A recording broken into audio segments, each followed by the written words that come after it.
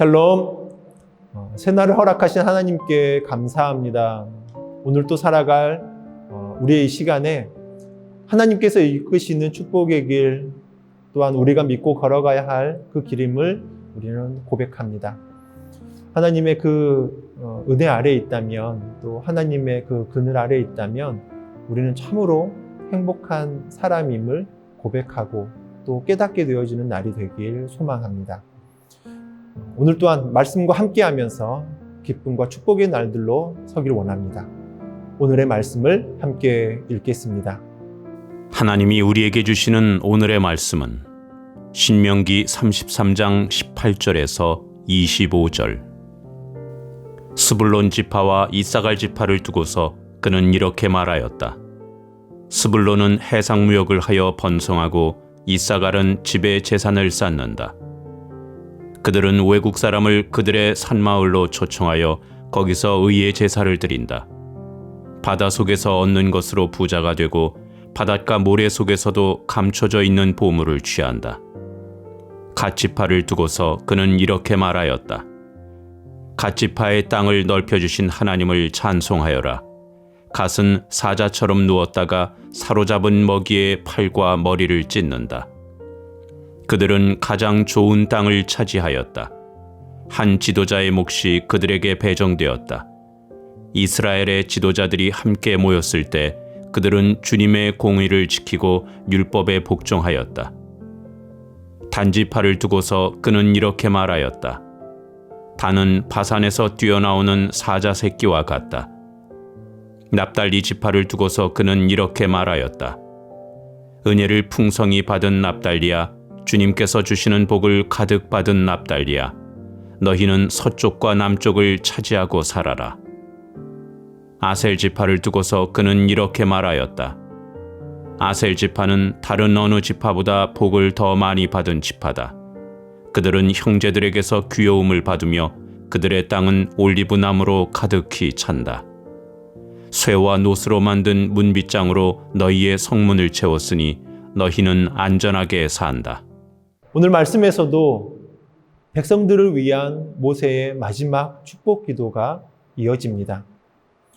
모세는 스불론 지파를 위해서 밖으로 나아감을 기뻐하는 복을 구하고 있고, 또 이사갈 지파를 위해서는 장막에 있음을 즐거워하는 복을 구합니다.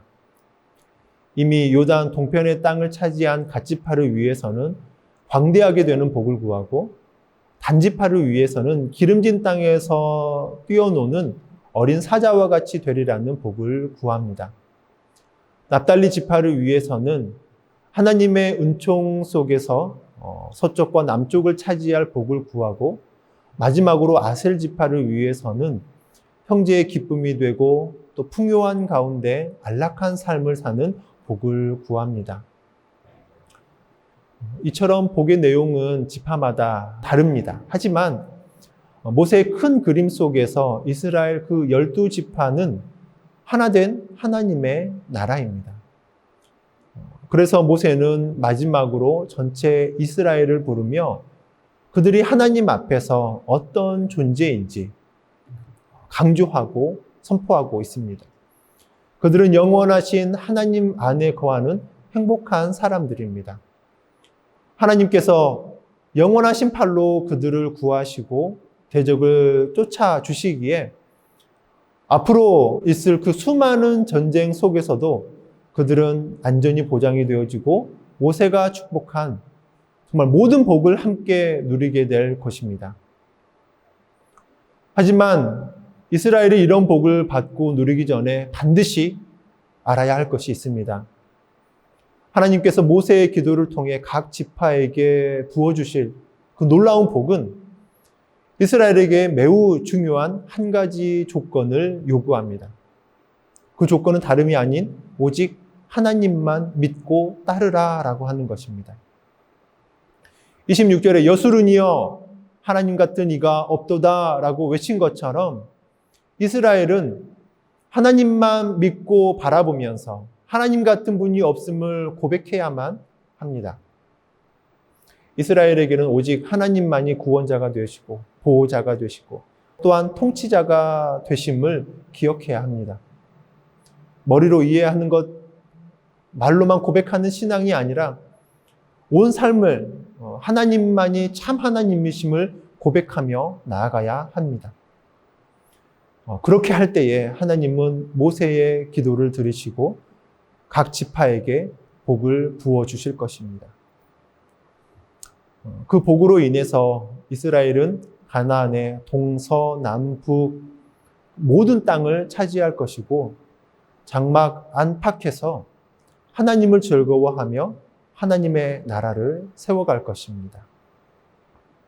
그러나 이스라엘이 하나님만 신앙하지 않고 하나님만 바라보지 않고 하나님을 떠날 때, 하나님을 떠나 가나안의 이방의 신을 섬길 때 그들은 복이 아닌 저주와 심판을 받게 될 것입니다.